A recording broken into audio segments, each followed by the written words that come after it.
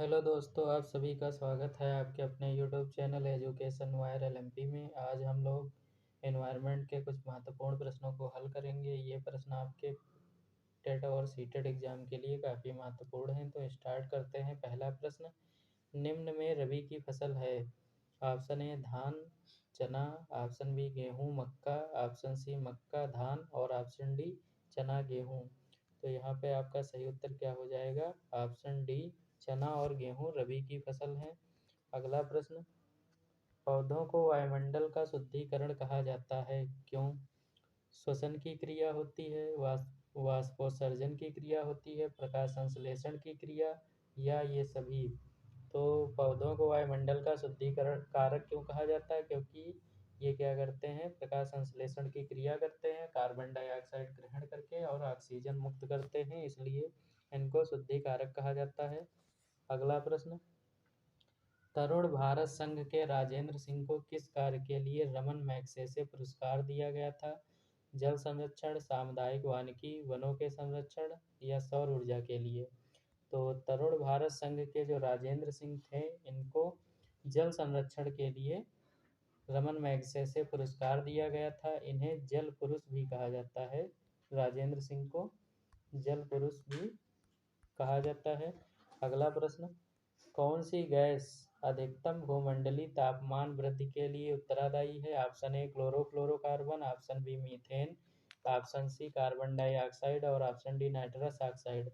तो यहाँ बात कर रहा है अधिकतम भूमंडलीय तापमान के लिए, तो इसमें आपका ऑप्शन सही हो जाएगा कार्बन। बाकी मीथेन, क्लोरोफ्लोरोकार्बन और नाइट्रस ऑक्साइड ये सभी भूमंडलीय तापमान वृद्धि के लिए उत्तरदायी हैं, लेकिन सबसे अधिक जो है वो आपका CO2 यानी कार्बन डाइऑक्साइड है।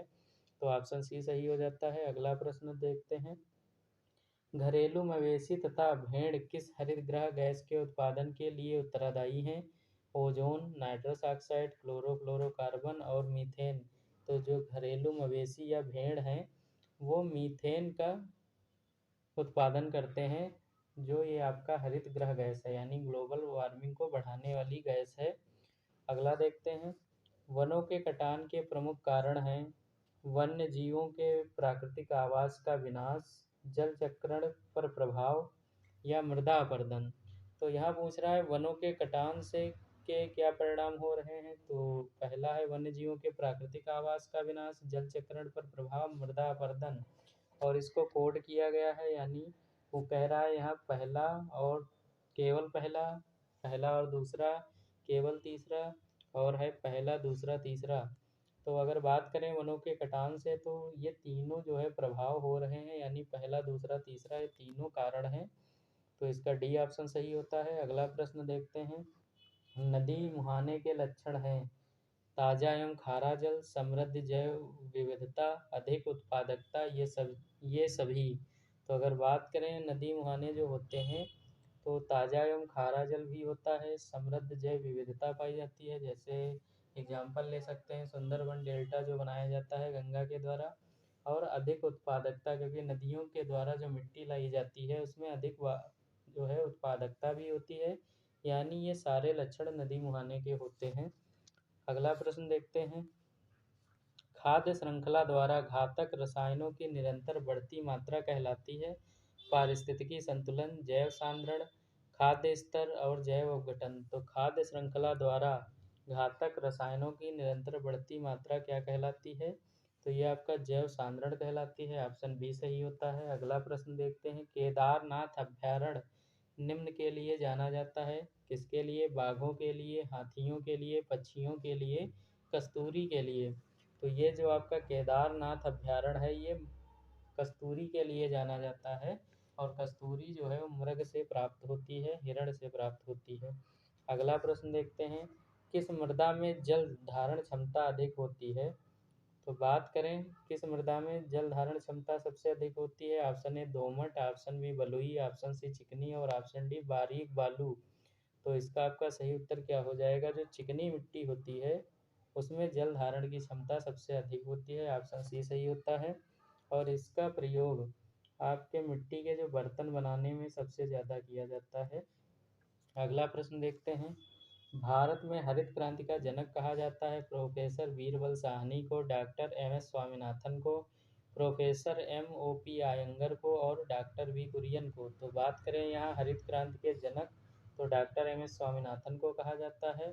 डॉक्टर वी कुरियन को श्वेत क्रांति का जनक कहा जाता है। और अगर विश्व में हरित क्रांति के जनक की बात करेंगे तो नॉर्मन बोरलॉग को विश्व में हरित क्रांति का जनक कहा जाता है, यानी ऑप्शन बी यहाँ सही होता है। भारत में हरित क्रांति के जनक डॉक्टर M.S. स्वामीनाथन हैं।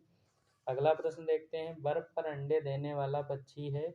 Option A arctic tern, option B humming bird, option C albatross और ऑप्शन डी पेंगुइन।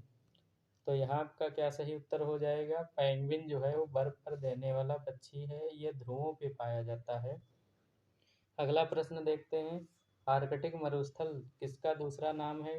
टुंड्रा का, सवाना का, टैगा का, स्टेपीज का। तो बात करें अगर आर्कटिक मरुस्थल की, तो ये आपका टुंड्रा का दूसरा नाम है, ऑप्शन ए सही होता है। अगला प्रश्न देखते हैं, मोजोजोइक युग निम्न प्राणियों का युग माना जाता है, यानी मोजोजोइक जो युग है वो किन प्राणियों का युग माना जाता है? ऑप्शन ए उभयचर, ऑप्शन बी सरीसृप, ऑप्शन बी सरीसृप, ऑप्शन सी पक्षियों का, ऑप्शन डी स्तनधारी जीवों का। तो अगर मोजोजोइक युग की बात करें तो ये आपका किसका युग माना जाता है? सरीसृप का। सरीसृपों का जो युग है ये आपका मोजोजोइक युग कहलाता है, ऑप्शन बी सही होता है। अगला प्रश्न देखते हैं, भारतीय संविधान का कौन सा अनुच्छेद पर्यावरण संरक्षण को नागरिक के मौलिक कर्तव्य के रूप में पहचान करता है? अनुच्छेद 42 है, अनुच्छेद 48 है, अनुच्छेद 51 है, अनुच्छेद 20। तो यहाँ बात कर रहा है पर्यावरण संरक्षण नागरिक के मौलिक कर्तव्य के रूप में, तो इसका सही ऑप्शन हो जाएगा अनुच्छेद 51 ए। अगर दूसरा पूछता कि पर्यावरण संरक्षण से संबंधित कौन सा अनुच्छेद है, तो वो आपका 48 ए सही हो जाता, लेकिन यहाँ पे मौलिक कर्तव्य को जोड़ दिया गया है, इसलिए यहाँ पे पर्यावरण को संरक्षित करना हमारा मौलिक कर्तव्य है, ये अनुच्छेद 51 ए में कहा गया है। अगला प्रश्न देखते हैं, वन संरक्षण अधिनियम के अनुसार किसकी खेती गैर वन्य गतिविधि है? ऑप्शन ए चाय, option B rubber, option C शहतूत और ऑप्शन डी ये सभी। तो किसकी खेती जो है वो आपका गैर वन्य गतिविधि है, तो इसमें सही हो जाएगा ऑप्शन डी, यानी चाय रबर शहतूत इन तीनों की खेती गैर वन्य गतिविधि है। अगला प्रश्न देखते हैं, वायुमंडल का कौन सा भाग प्रकाश से आने वाली पराबैंगनी किरणों यानी यूवी अल्ट्रावायलेट रेज को पृथ्वी की सतह पर आने से रोकता है? समताप मंडल, क्षोभ मंडल, मध्य मंडल, आयन मंडल। तो बात करें अगर पराबैंगनी किरणों को कौन रोकता है, तो इसका ऑप्शन सही हो जाएगा समताप मंडल में। समताप मंडल में जो है आपका ओजोन लेयर पाई जाती है। ओजोन लेयर जो है वो पराबैंगनी किरणों को सोखने का काम करती है या उनको रोक लेती है, इसलिए इसका सही आंसर क्या हो जाएगा? समताप मंडल। और ओजोन लेयर के अगर मोटाई की बात करें, इसको हम डॉप्सन में मापते हैं। आर्कटिक दक्षिणी ध्रुव पे सबसे जो है पतली ओजोन लेयर है, इस टाइम सबसे ज़्यादा नष्ट हुई है वो तो दक्षिणी ध्रुव पे हुई है। अगला प्रश्न देखते हैं, सभी बच्चों को पर्यावरण अध्ययन के शिक्षण तथा सीखने के लिए प्रत्येक शिक्षण कक्ष में आवश्यकताएं हैं। संज्ञानात्मक आयु उपयुक्त पाठ्यक्रम की, अनुकूलन तथा धमकी रहित परिवेश की, या स्कूल आधारित आकलन तथा आख्या प्रस्तुत, या उपरोक्त सभी। तो पर्यावरण अध्ययन के लिए बच्चों को किन चीज़ों की आवश्यकता है? तो संज्ञानात्मक और आयु के अनुसार पाठ्यक्रम की भी आवश्यकता है, अनुकूलन की भी आवश्यकता है और धमकी रहित परिवेश यानी बच्चों को वहाँ डराया ना जा रहा हो, और स्कूल आधारित आकलन अथवा आख्या की प्रस्तुति इसकी भी आवश्यकता होती है, यानी ऑप्शन डी यहाँ पे सही हो जाता है, ये सभी। अगला प्रश्न देखते हैं, पर्यावरण अध्ययन के सीखने के मुख्य प्रशिक्षण संकेतांक हैं। पर्यावरण तथा रिपोर्टिंग, अभिव्यक्ति, व्याख्या और वर्गीकरण, पूछताछ, विश्लेषण और प्रयोग, उपरोक्त सभी। तो अगर बात करें पर्यावरण अध्ययन के लिए, तो पर्यावरण के लिए पर्यावरण तथा रिपोर्टिंग ये भी जरूरी है।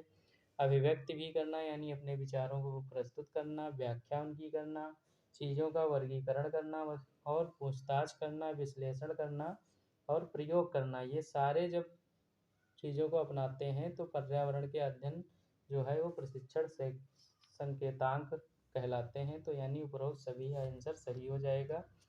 अगला प्रश्न देखते हैं, स्वर्णिम रेशा इनमें से किसे कहा जाता है? चाय, कपास, जूट, रबर। तो इसमें से स्वर्णिम रेशा किसे कहा जाता है? ऑप्शन सी जूट को। अगला प्रश्न देखते हैं, भोपाल गैस त्रासदी के लिए जिम्मेदार गैस कौन सी है? Methyl isocyanide, methane, carbon dioxide, उपरोक्त सभी। तो मिथाइल आइसोसाइनाइड इसका सही उत्तर होगा। इसको मिक गैस भी कहते हैं, यानी मिथाइल आइसोसाइनाइड।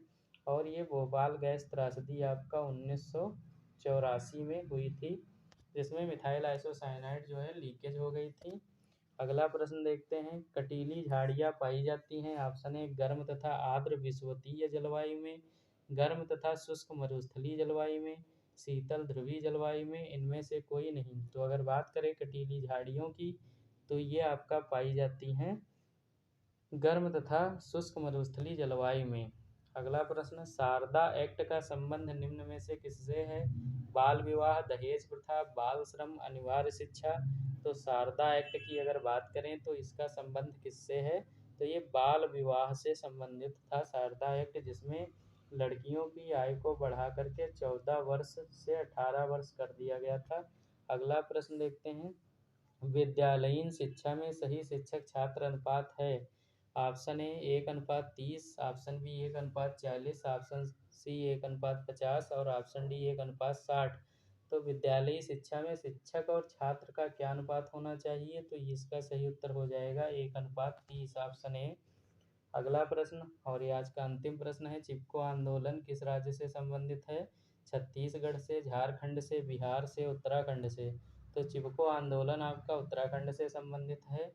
इसकी शुरुआत सुंदरलाल बहुगुणा के द्वारा की गई थी, वृक्षों को बचाने के लिए उनको काटने से। तो इस तरीके से आज हम लोगों ने 25 प्रश्नों को हल किया पर्यावरण के। नेक्स्ट वीडियो में भी आपको ऐसे ही महत्वपूर्ण पर्यावरण के प्रश्नों की श्रृंखला मिलेगी, जो आपके यूपी टेट आगामी सीटेट के लिए काफ़ी महत्वपूर्ण है। तो नेक्स्ट वीडियो को पाने के लिए चैनल को सब्सक्राइब करिए, लाइक करिए, शेयर करिए। तो मिलते हैं नेक्स्ट वीडियो में, तब तक के लिए जय हिंद।